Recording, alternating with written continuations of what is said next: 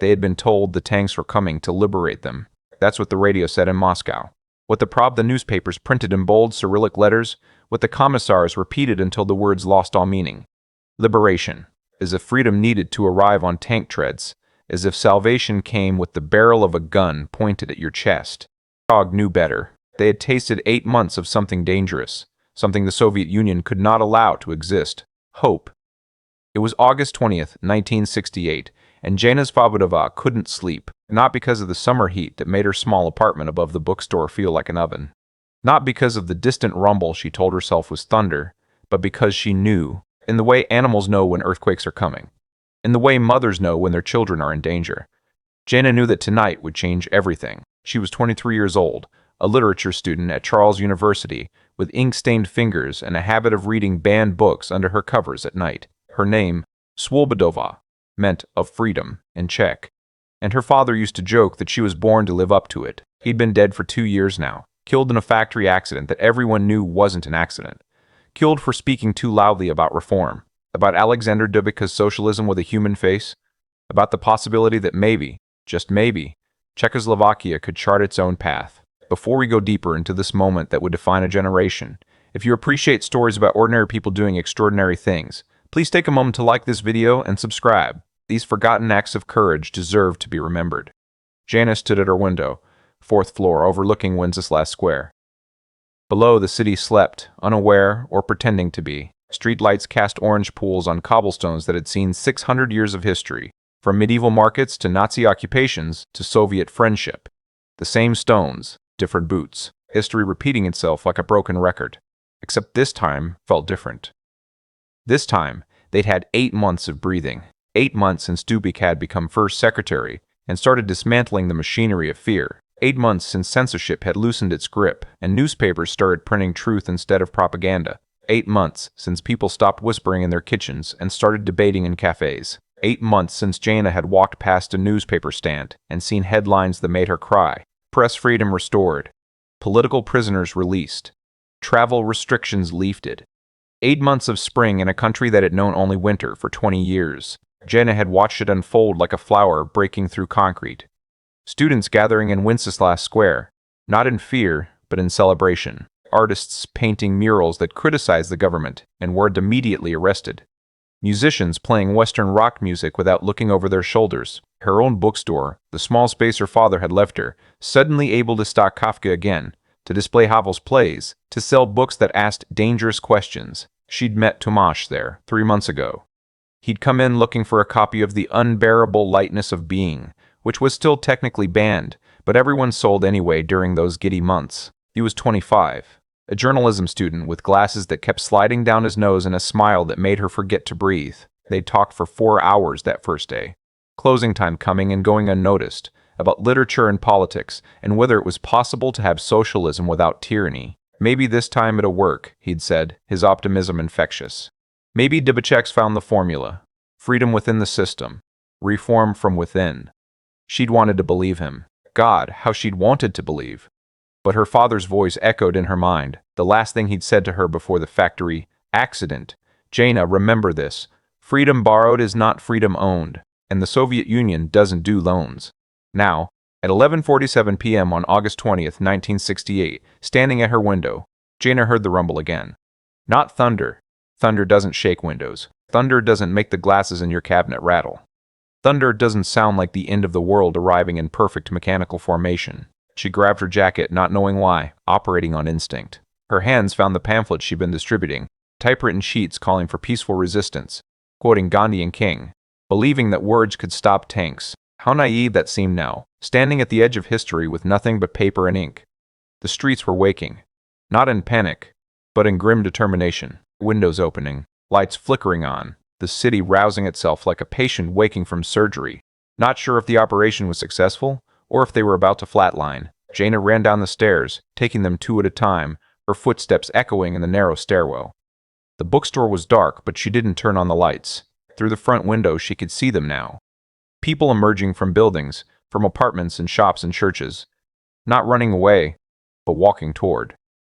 Toward Wenceslas Square, toward the rumble that was growing louder, that was now unmistakably the sound of engines, of treads on cobblestones. of an army that had been their liberators in 1945, coming back to liberate them from liberation. She pushed through the door into the night air, and the sound hit her like a physical force. It was everywhere now, surrounding the city, a mechanical symphony of invasion. Soviet tanks, she knew without seeing them yet. Soviet tanks because the Warsaw Pact had decided that 8 months of freedom was 8 months too many. The square was filling, not with the joyous crowds of spring, but with something else. Something quieter and more dangerous. Determination etched on faces that ranged from teenagers to grandmothers, people carrying nothing but their presence, their bodies, their refusal to run. Jana saw Tomasz before he saw her. He was standing near the statue of St. Mean, Wenceslas, the patron saint of Czech lands, the king who died for his people 900 years ago. Tomasz held a camera, his journalist's tool, his weapon of truth. When he spotted her, his face showed relief and fear in equal measure. "You should go home," he said, even as he pulled her close. "So should you. I'm press. I have to document this. I'm Czech. I have to live this." They stood together as the square filled. Thousands now, maybe tens of thousands, appearing from every street and alley, drawn by the sound that meant the end of Prague Spring, the end of 8 months of being able to breathe, the end of hope, but also the beginning of something else, something none of them had words for yet. The first tank appeared at 12:14 a.m. Jana would remember the exact time because the astronomical clock in Old Town Square struck the quarter hour just as the T-55 rounded the corner onto Wenceslas Square. It was massive, a 40-ton beast of Soviet engineering, designed to break through enemy lines and crush resistance. Its tracks tore gouges in the cobblestones that had survived wars and revolutions and centuries of history. Behind it, another tank, then another, then 20, then 100. They kept coming, an endless river of armor, each one carrying young Soviet soldiers who'd been told they were saving Czechoslovakia from counter-revolution, who'd been shown propaganda films of fascists and Western agents, who had no idea they were invading a country that wanted nothing more than to breathe. The crowd didn't run. That was the thing that would haunt Soviet commanders in their reports, that would confuse military analysts for decades. The crowd didn't run. They stood. They watched. And then they did something the tanks couldn't understand. They started singing. Domov Manuj, Where is My Home, the Czech national anthem, rising from thousands of throats, filling Wenceslas Square with defiance that wore no armor and carried no weapons. Just voices. Just the assertion that this was their home. Not a Soviet satellite, not a liberation zone, but their home. Jana sang, tears streaming down her face, Tomasz's hand in hers. Around them, old women who'd survived Nazi occupation sang. Students who'd known only Soviet control sang. Children who didn't fully understand what was happening sang because their parents were singing. Because everyone was singing. Because what else do you do when tanks come to kill your spring? The lead tank stopped. Just stopped, 50 meters from the crowd. Its turret swiveled, the barrel of the 100mm gun tracking across the faces of the singers. One shell could kill dozens. The commander could give the order right now, could turn this from occupation to massacre in a heartbeat. But the singing continued, swelled, became something more than music, became refusal, became resistance written in melody and harmony and the shared breath of a people who would not be silent. The standoff lasted 17 minutes. Jana counted every one, watching the tank commander's hatch, waiting for it to open, waiting to see the face of the man who would decide whether this night ended in songs or screams. When the hatch finally lifted, what emerged wasn't what anyone expected. He was young, maybe 19, with a face that belonged in a classroom or a farm field, not behind a gun turret, Soviet army uniform, private's insignia, eyes wide with confusion that bordered on panic. He looked at the crowd like they were a problem. His training manual hadn't covered, because his training manual hadn't covered this. Soviet military doctrine prepared soldiers for armed resistance, for guerrilla fighters and military opposition. Shoot back at those who shoot at you. Suppress armed rebellion with superior firepower, clear and simple. But no one in Moscow had written a protocol for thousands of unarmed civilians standing in your path, singing their national anthem, refusing to hate you even as they refused to move. "Go home," someone shouted in Russian. "We don't want you here." The young soldier flinched. Behind him, more hatches opened, more young faces appearing, boys from Leningrad and Moscow and Vladivostok, told they were heroes, finding themselves something else entirely. Invaders. Occupiers. The thing they'd been taught to fight against. They now were. Tomasz raised his camera, the shutter clicking rapidly, capturing faces that would appear in underground newspapers, and smuggled photographs that would reach the West, in history books that wouldn't be written for another 20 years. Each photograph an act of resistance, each image proof that this happened, that these people stood, that courage looked like this. "They're just kids," Jana whispered. "Look at them. They're terrified." She was right. The soldiers clustered near their hatches, rifles held awkwardly, not quite pointed at the crowd, but not quite pointed away. Their commanders had told them to expect fighting, to expect resistance that justified the invasion. Instead, they got singing. Got faces that looked like their own mothers and fathers and sisters. Got a crowd that refused to be the enemy they needed them to be. An old woman pushed through the crowd. Jana watched her move, slow but determined, white hair pinned up in the style of an earlier generation, a generation that had seen both Nazi swastikas and Soviet hammers, that had survived occupation before and knew its face. She carried something in her hands, small and white. Flowers. She carried flowers. The crowd parted for her, creating a path to the lead tank. The singing softened, didn't stop but became a background hum, a sustained note of defiance while this grandmother walked toward 40 tons of Soviet armor, with nothing but daisies in her weathered hands. The young tank commander watched her approach, his hand moving to his sidearm, then away, then back. "What do you do? What does the manual say when a grandmother brings you flowers? When the enemy refuses to be enemies?" She reached the tank, had to crane her neck to look up at him. Said something in Russian, her accent heavy but the words clear enough to carry. Jana couldn't hear it all, but she caught fragments. "My son, war, not enemies, go home." The soldier's face crumbled, just for a moment, just a flicker. The propaganda dissolved, and underneath was a boy who'd been conscripted, who'd been told he was doing good, who'd believed until this exact moment that maybe he was a liberator after all. He took the flowers with shaking hands, didn't know what to do with them, held them like they might explode. Other people moved forward then, not rushing, not threatening, just walking, bringing more flowers, bringing bread, bringing photographs of their own sons in Soviet uniforms, serving in other countries, other invasions, building bridges across tank treads with nothing but shared humanity. "We are not your enemy," a man said in perfect Russian. "We are communists, like you. We believe in socialism. We just wanted to breathe while we built it." More tanks arrived, cramming into the square, hundreds now. Thousands of soldiers spilling out into a city that refused to hate them even as it refused to submit. Commanders shouted orders that made no sense. "Secure the square." But the square was full of civilians with flowers. Establish control. But how do you control people who won't fight back, who won't run, who just stand there singing and offering you bread? Jana watched a Soviet soldier, couldn't have been more than 20, sitting on his tank's fender crying. A Czech teenager, maybe 16, sat next to him, not speaking, just sitting. Sharing space, sharing confusion. Two kids who should have been enemies, who doctrine said were enemies, who propaganda insisted must be enemies, sitting together in silence that said more than any speech, but not everyone was offering flowers. At the edge of the square, Jana saw the first real resistance forming. Young men, her age, maybe younger, with faces twisted not in fear but in rage. They carried bottles, cloth stuffed in the necks, the ancient recipe for fighting tanks when you have nothing else. Molotov cocktails, named for the Soviet foreign minister who'd claimed the USSR was dropping bread, not bombs, on Finland in 1940. The irony wasn't lost on them. "No!" Jana started moving, pushing through the crowd. "No, that's what they want. That's the excuse they need." Tomas was right behind her, camera forgotten, reaching for the nearest young man. "Listen to me. You throw that and we lose. We lose everything. They'll call it counter-revolution. They'll call us fascists. They'll have their justification. They're already here," the young man spat back. "The justification doesn't matter. They came anyway. What difference does it make?" "All the difference," Jana said, her voice cutting through. "Right now, the world watches. Right now, we're victims and they're invaders. The moment we fight back with violence, that changes. We become the problem they came to solve. So what do?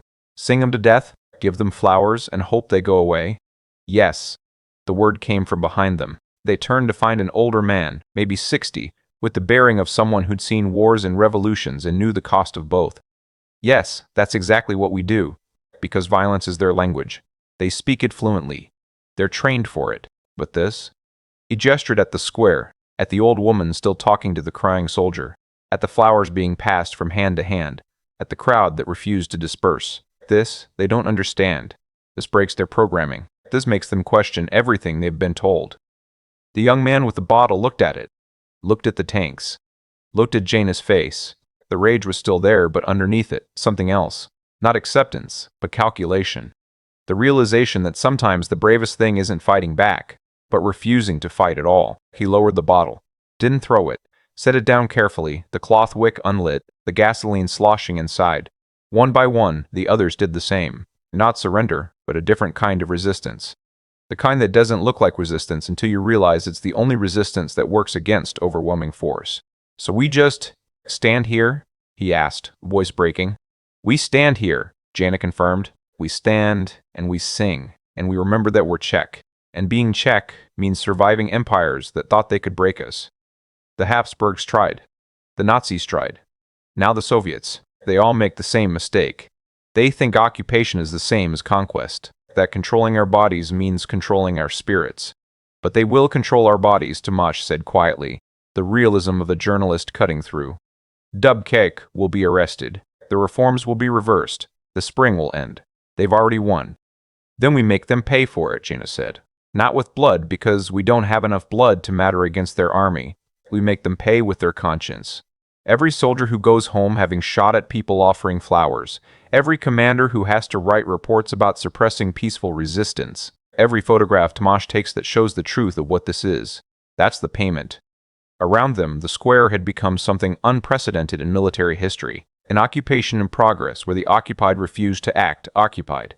Tanks surrounded by civilians who wouldn't leave.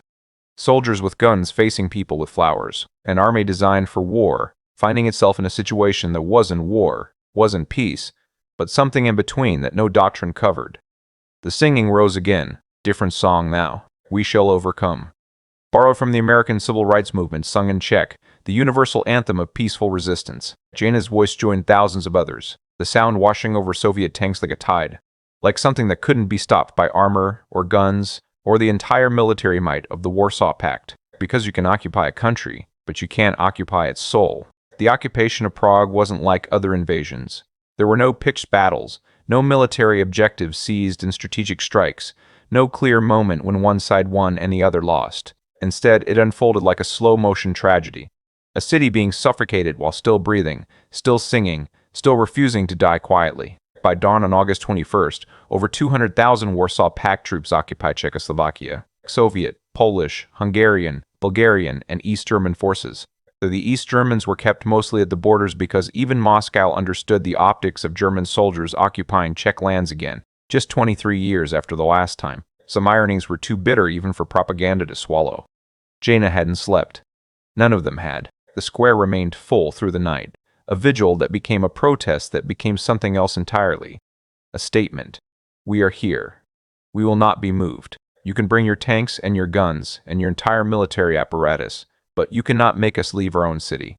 The flower distribution had become systematic. Someone, Jaina never learned who, had organized a supply chain. Trucks from the countryside arrived with carnations, roses, daisies, anything with petals and stems. The flowers were passed through the crowd, handed up to soldiers who didn't know what to do with them, who tucked them into gun barrels and tank treads and the bands of their helmets, transforming instruments of war into reluctant gardens. Tomasz had disappeared for 2 hours before dawn, returning with dark circles under his eyes and a bag full of film canisters. Got them to a contact, he said cryptically. They'll reach Vienna by tomorrow. The world will see. Will it matter? Jaina asked. She was exhausted, her voice hoarse from singing, her feet aching from standing all night on cobblestones that had grown cold as the night deepened. It has to matter, Tomasz replied, but his voice carried doubt. If it doesn't matter that the world sees this, then nothing matters at all. The Soviet command structure was fracturing in real time. Jaina watched it happen through the chaos of the square. Officers arguing with each other, pointing at the crowds, at the flowers, at the complete absence of the armed resistance they'd been promised. Radio communications crackling with confusion. Requests for orders that Moscow couldn't give because Moscow had planned for war. Not this strange, peaceful defiance that broke every rule of occupation. A colonel, middle-aged with medals from the Great Patriotic War gleaming on his chest, stood on his tank turret addressing the crowd through a loudspeaker. He spoke Russian, and someone in the crowd translated in real time, their voice carrying through the early morning air. Citizens of Prague, we have come to protect you from counter-revolutionary elements. Return to your homes. There is nothing to fear. The socialist Czechoslovakia will be preserved. Then preserve it and leave, someone shouted back. The crowd laughed, bitter and defiant. The colonel tried again. We are not your enemies. We are your brothers in socialism. We ask only that you cooperate with temporary security measures. We don't want your security. We want our freedom. This exchange repeated. Variations on a theme, Soviet officers trying to apply occupation protocols to a population that refused to be occupied. It would have been comedic if it wasn't tragic. These soldiers genuinely believed, most of them, that they were preventing a fascist coup, that they were saving Czechoslovakia from itself. Their propaganda had been that effective, that complete. But propaganda fractures when it hits reality hard enough. Jana watched a Soviet soldier, barely old enough to shave, sitting on the steps of the National Museum with a group of Czech students. They were sharing cigarettes, talking in broken Russian and broken Czech, piecing together communication from the fragments of shared language. The soldier was crying again, shoulders shaking, while a Czech girl patted his back awkwardly. He didn't know, she heard the girl say to her friends. They told him we were being attacked by NATO. He thought he was preventing World War III. He thought he was saving us. The soldier said something in Russian, and the girl with the best language skills translated. He says his mother is Czech. His grandmother married a Soviet soldier after the war, in 1945, when they really were liberators. He has family here. He might be occupying his own cousins. This was happening all over the city, the careful dehumanization necessary for occupation breaking down in thousands of small conversations. Soviet soldiers discovering that Czechs weren't fascists or counter-revolutionaries, just people who wanted to read uncensored newspapers and travel without exit visas, and have political discussions without fear of midnight arrests. Just people who'd had 8 months of breathing and weren't ready to suffocate again. But the hardliners were coming. Jana felt it before she saw it. A change in the atmosphere. A new tension crackling through the air like electricity before a storm. The soldiers around them were conscripts, boys fulfilling mandatory service, confused and frightened. But now, the professionals arrived. KGB. Everyone knew without being told. They moved differently, walked with the confidence of men who'd done this before in Budapest in '56, in East Berlin in '53, and every satellite state that had dared to interpret socialism differently than Moscow demanded. They wore civilian clothes, but their eyes were uniforms. Cold, calculating, scanning for ringleaders and troublemakers, and anyone who might be organizing this impossible resistance. One of them stopped in front of Tomasz. Papers. Tomasz fumbled for his ID, journalist credentials, hands shaking. The KGB officer examined them with theatrical slowness, then looked pointedly at the camera hanging around Tomasz's neck. You have film? Yes. Exposing film? Tomasz hesitated. The officer smiled, a predator's expression. Surrender the film, or surrender the camera, your choice. The film is private property, Tomasz said, voice steadier than his hands. Czechoslovak law. Czechoslovak law is whatever Moscow says it is now. The officer held out his hand. Film, now. Jana watched Tomasz's face, saw the calculation happening behind his eyes. The film and the camera didn't matter. He'd already smuggled the real photographs out. This film was mostly blank. A few shots of buildings, nothing important, but surrendering felt like defeat, felt like the first step toward total submission. He unslung the camera, removed the film canister, handed it over. The officer pocketed it, smiled again. Smart boy. Journalists who cooperate live longer. He moved on, but the threat lingered like smoke. It's starting, Tomasz whispered. The real occupation. The flowers won't stop this. He was right. Throughout the day, the nature of the occupation shifted. The confused conscripts were pulled back, replaced by units who understood their mission with crystalline clarity, not to win hearts and minds, but to break resistance. The era of flowers and singing was ending. The era of arrests and censorship and the slow grinding machinery of totalitarian control was beginning. By noon, Radio Prague was off the air, the main station occupied by Soviet forces, but underground stations popped up everywhere, broadcasting from basements and apartments and moving vehicles, staying on air just long enough to share news before the signal locators found them. Dubka arrested. Soviet forces control all government buildings. Resistance must remain peaceful. Do not give them the violence they need to justify this. The messages were defiant, but underneath Jana heard desperation. They were losing. Not militarily, they'd never had a military option, but psychologically. The occupation was working because occupations always work when one side has all the guns and the will to use them. The flowers had been beautiful. The singing had been brave, but in the end, tanks don't care about flowers and bullets don't stop for songs. Still, the people didn't leave the square. If anything, more came. Workers from factories, farmers from the countryside, entire families with children too young to understand why their parents were crying. They came because not coming meant accepting it, meant letting the tanks win without witness. Jaina found herself next to an old man who must have been 70, wearing a suit that had been expensive 40 years ago, but was now threadbare and patched. He held a sign, hand-painted on cardboard. 1938 Munich betrayal. 1968 Moscow betrayal. How many more? You were there? Jaina asked. In 38. I was 15, he said. I watched the Nazis march in. Everyone said we should have fought, that we had the fortifications, the army, the weapons. We could have held them off, but France and Britain sold us out, told us to surrender or fight alone, so we surrender. 30 years I've asked myself if we should have fought anyway. And now I know the answer. He gestured at the square, at the flowers, at the peaceful crowds facing tanks. This is how you fight when fighting would be suicide. This is how you resist when resistance seems impossible. You stand, you witness, you refuse to make it easy for them. An explosion cut off Jaina's reply. Not close, maybe a kilometer away, but the sound rolled across the square like thunder. Then another. Smoke rising from different parts of the city, black columns against the August sky. What are they bombing? Someone screamed. Radio stations, Tomasz said, listening to a transistor radio pressed to his ear. The underground broadcasts. They're destroying them. More explosions. The crowd rippled, some people moving toward the sounds, most staying put. Soviet soldiers tensed, raising weapons, fingers moving to triggers. This was the moment that could tip everything, where peaceful protest became riot, where the occupation's veneer of normalcy shattered. Sing, the old man said. Sing now, or we lose everything. His voice rose, cracked and warbling but clear. Gdzie domov mój? Where is my home? The anthem again, the assertion of identity, the refusal to be anything but Czech. Others joined. Jana joined. Tomasha joined.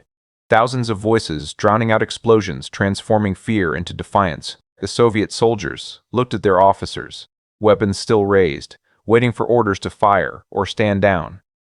The order came, stand down, not because Moscow had suddenly grown compassionate, but because massacring thousands in Wenceslas Square would create martyrs, would give the resistance legitimacy, would make this invasion look exactly like what it was, a brutal suppression of a peaceful reform movement. Better to occupy gradually, to strangle slowly, to let the resistance exhaust itself against the immovable weight of Soviet power.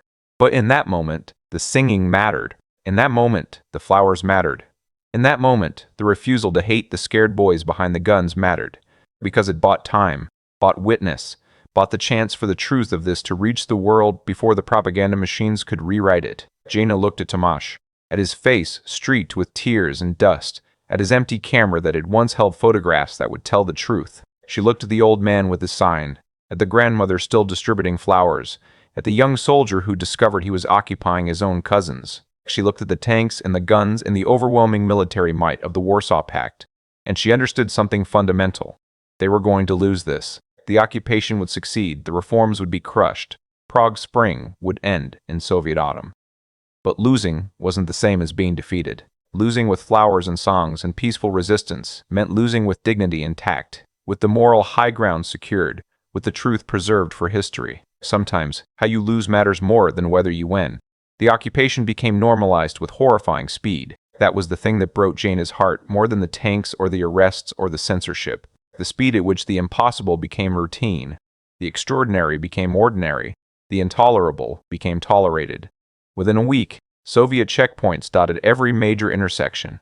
Within 2 weeks, the underground radio stations were all found and shut down. Within 3 weeks, the first normalization laws passed, rolling back every reform of Prague Spring, reinstating censorship, banning travel, making it illegal to even speak about what they'd called socialism with a human face. Dubika was gone, disappeared to Moscow for consultations, returned as a broken man who read statements written by his captors. The reformers were systematically removed from power, replaced by hardliners who'd opposed Prague Spring from the beginning, who welcomed the Soviet intervention, who promised to restore order, Such a clean word for crushing hope. Jaina kept the bookstore open, but the books changed. Kafka disappeared again. Havel was banned again. The windows that had displayed samizdat publications now showed approved Soviet literature, thick volumes about the glory of collective farming and the inevitable triumph of communism. She sold them and felt her soul dying with each transaction. Tomasz lost his press credentials, not arrested, not yet, but watched constantly, followed by men in gray coats who didn't bother hiding their surveillance. His photographs had made it to Vienna, had been published in Le Monde and the New York Times and newspapers across the West. Images of flowers and gun barrels, of old women facing tanks, of young Soviet soldiers crying. The truth had gotten out, but it hadn't mattered enough. The Western nations condemned the invasion in the UN, passed resolutions, made speeches, then they went back to détente and trade agreements. And accepting that the Soviet sphere was the Soviet sphere and nothing would change that, the Czech people were left to endure their occupation alone, their brief spring a footnote in the Cold War's long freezing stalemate. But something had changed, even in defeat, something subtle that the occupation couldn't quite crush, that the censors couldn't quite silence, that the KGB couldn't quite arrest. The people remembered. They remembered what 8 months of freedom tasted like. They remembered that newspapers could print truth. They remembered that politicians could debate instead of dictating. They remembered that you could criticize your government without disappearing. And once you remember freedom, you can never fully unremember it. It haunts you, whispers to you, reminds you that what is, isn't what must always be. 3 months after the invasion, on a cold November evening, Jaina was closing the bookstore when someone knocked. Not the casual knock of a customer, but a pattern. 3 quick, 2 slow, 1 quick. The resistance knock that everyone knew and no one acknowledged knowing. She opened the door to find a teenager, maybe 16, shivering in a thin coat. Eugenia Svobodova. Who's asking? Someone who needs books. He glanced over his shoulder nervously. Real books. The ones you used to sell. Jaina's heart clenched. This was the trap she'd been waiting for. The KGB sting operation that would give them excuse to arrest her. To make an example. To show what happened to those who didn't normalize. But the boy's fear was real. She recognized it. The terror of reaching out for something forbidden. Of risking everything for words on paper that the state said were dangerous. I don't know what you mean, she said carefully. Please. His voice broke. My father was arrested last week for having a copy of Havel's plays. They took him in the night. My mother just stares at the wall. I need to understand why. Why words matter so much that men disappear for reading them. Jaina looked at this child. This boy who could be a plant or could be genuine. Who represented either her destruction or her purpose. She thought about her father, about Tomasz, about the 8 months when they'd breathe freely. She thought about the flowers and the singing and the peaceful resistance that had lost but hadn't been defeated. She pulled him inside, locked the door, drew the curtains. In the back room behind a false wall her father had built decades ago to hide banned books from the Nazis, then from the communists, then briefly displayed openly during Prague Spring, then hidden again, she had them. Kafka, Havel, Kantira, Solzhenitsyn, Orwell. The dangerous words, the forbidden thoughts, the ideas that totalitarianism feared because ideas are harder to kill than people. Read them carefully, she said, handing him a slim volume. Return it within a week. Tell no one where you got it. If you're caught, you don't know me. Thank you, he whispered, clutching the book like a sacred text. Thank you for remembering. After he left, Jaina sat in the darkness of her bookstore, surrounded by approved lies and hidden truths, and cried. Not from despair, though there was plenty of that, but from something else. From the understanding that this was resistance now. Not flowers and songs in crowded squares, but quiet acts of defiance in darkened rooms, passing books hand to hand, keeping ideas alive, maintaining the memory that freedom existed and could exist again. The occupation had won, but the resistance continued. Just differently, more quietly, more dangerously. Tomasz appeared at her door 3 nights later looking gaunt and hunted. I'm leaving, he said without preamble. I have a way across the border into Austria. It's dangerous, but I can't stay. They're going to arrest me eventually. It's just a matter of time. When? Tomorrow night. Jaina felt her world tipping. Take me with you. He grabbed her hands, his eyes desperate.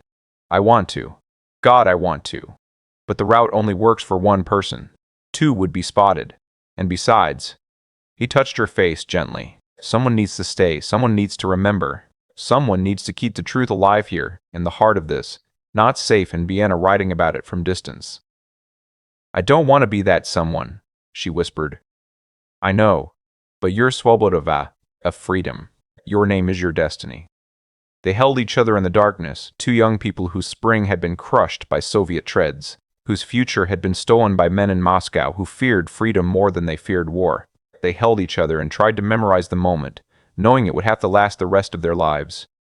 He left before dawn. Jana never saw him again, though she heard through underground networks that he made it to Austria, then to England, where he continued publishing photographs and articles about the occupation, keeping the truth alive in the West, while she kept it alive in the East. The months became years. 1968 became 1969, became 1970. The occupation solidified into permanent reality. Soviet troops stayed, temporarily, at first, then just stayed. A constant reminder of whose sphere of influence this was, whose rules applied, whose version of socialism was acceptable. The people who'd stood in Wenceslas Square with flowers grew older, more careful, more resigned. Some fled to the West. Some collaborated with the regime, trading dignity for comfort. Some resisted quietly, like Jana, passing banned books in darkness, keeping dangerous ideas alive.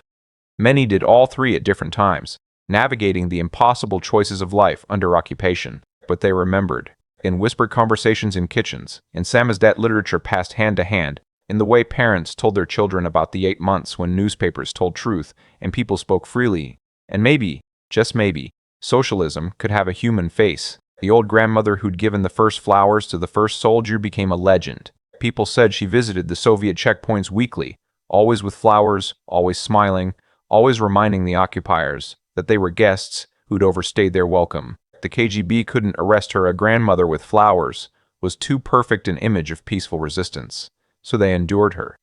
This living reminder that occupation wasn't acceptance. Jana saw her once, 2 years after the invasion, shuffling through Wenceslas Square with a basket of carnations. Their eyes met, and the old woman smiled, pressed a flower into Jana's hand. For remembering, she said. I haven't done anything, Jana protested. I just survive. Surviving is everything, the grandmother replied. Surviving with memory intact, with dignity preserved, with the knowledge that what happened was wrong, that's victory. They can occupy our country, but they can't occupy our souls unless we let them. The flower wilted within days, but Jana pressed it between the pages of a banned book, preserving it like a relic, like proof that resistance had happened, that for one night in August 1968, a city had faced tanks with flowers and refused to surrender its humanity even as it surrendered its freedom. The normalization continued. Life went on, gray and controlled and less than it could have been. People adapted because humans always adapt, finding small joys in the cracks of tyranny, building lives in the shadow of occupation. But underground, in basements and back rooms and whispered conversations, the memory stayed alive. Prague Spring had lasted 8 months. Its memory would last decades, waiting like a seed under snow, waiting for the thaw that must eventually come. Because spring always returns. Sometimes it takes 20 years, but it returns. The call came on November 17, 1989, 21 years after the invasion. Jana Svobodova was 44 years old, her hair showing the first strands of gray, her bookstore still standing, though the books it openly sold were still lies. The phone rang at 6 a.m., jarring her from sleep.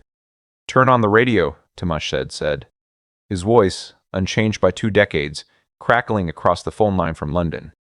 It's happening. The students are in the streets. Jana's hands shook as she dialed the radio. The state broadcasts were frantic, calling it a riot, a provocation, demanding calm. But between the official lies, she could hear it, the sound of thousands of voices in Wenceslas Square. Not just students this time. Everyone. Workers and teachers and grandmothers and children. The same square where they'd faced tanks 21 years ago, filling again with people who decided that enough was enough. The Velvet Revolution, they would call it later. Velvet, because it was soft, because it was peaceful, because it remembered the lessons of 1968. Violence would give the regime an excuse. Violence would let them paint the protesters as counter-revolutionaries.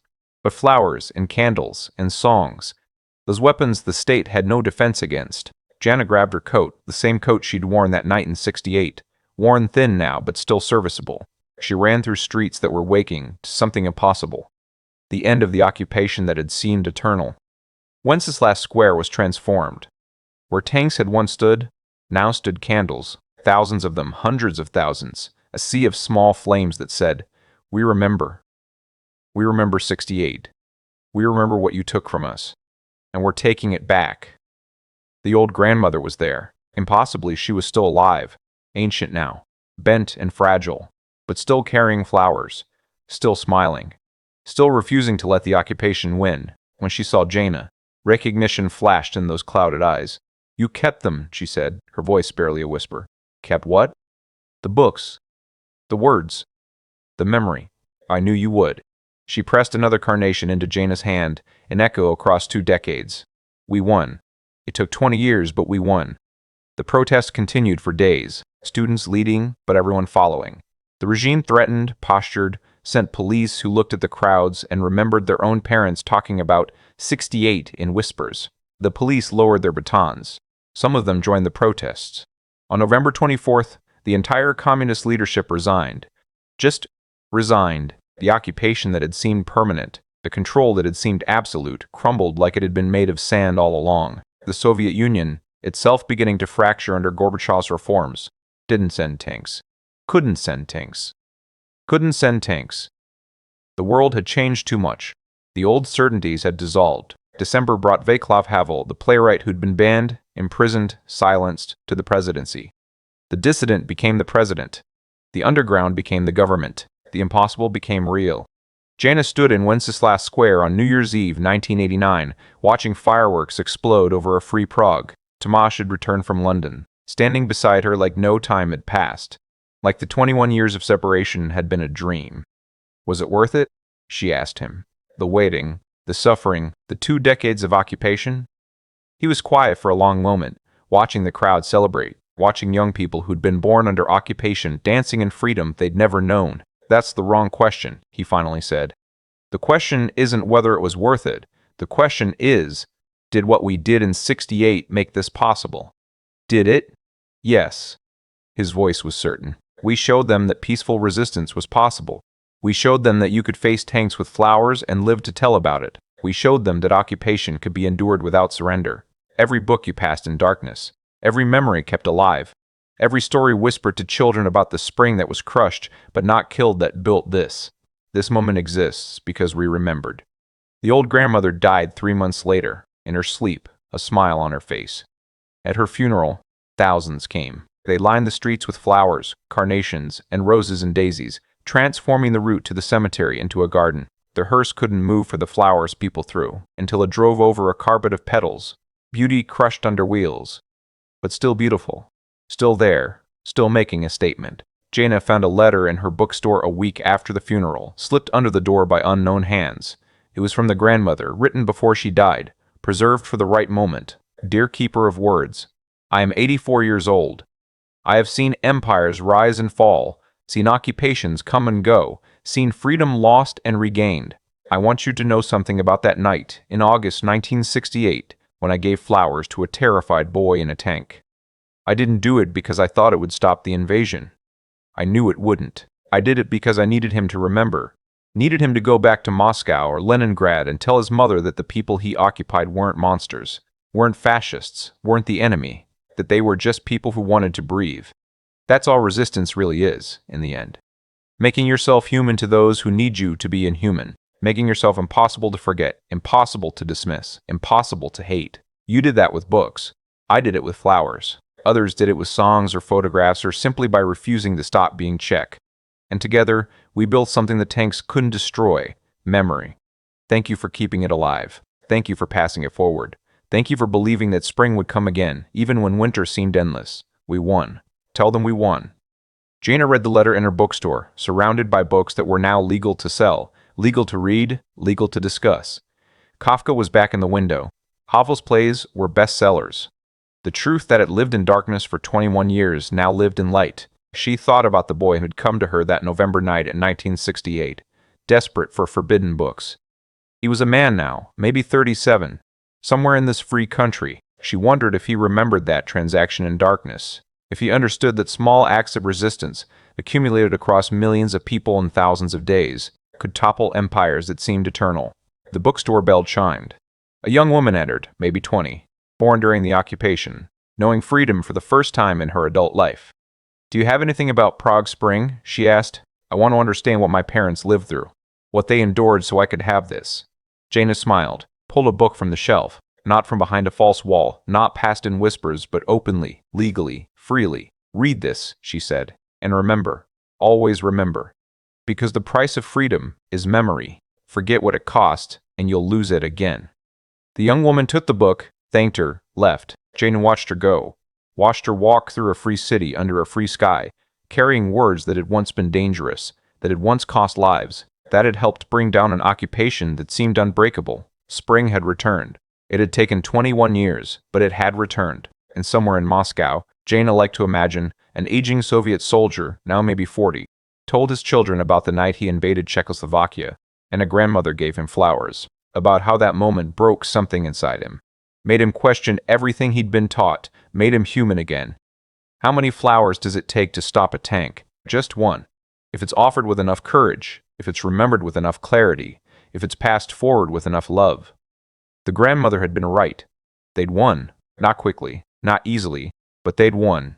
Because in the end, empires built on fear always fall, and resistance built on memory always endures. If you found this story powerful, if it reminded you that peaceful resistance matters, that memory is a weapon against tyranny, that ordinary people can do extraordinary things when they refuse to surrender their humanity, please like this video and subscribe. These stories of courage deserve to be remembered, deserve to be told, deserve to live on in our collective memory. Because somewhere in the world right now, someone is facing their own tanks, and they need to know that flowers can stop them, that songs can resist them, that memory can outlast them. Stay human. Choose courage. Remember that empires fall, but the stories of those who resisted them echo forever.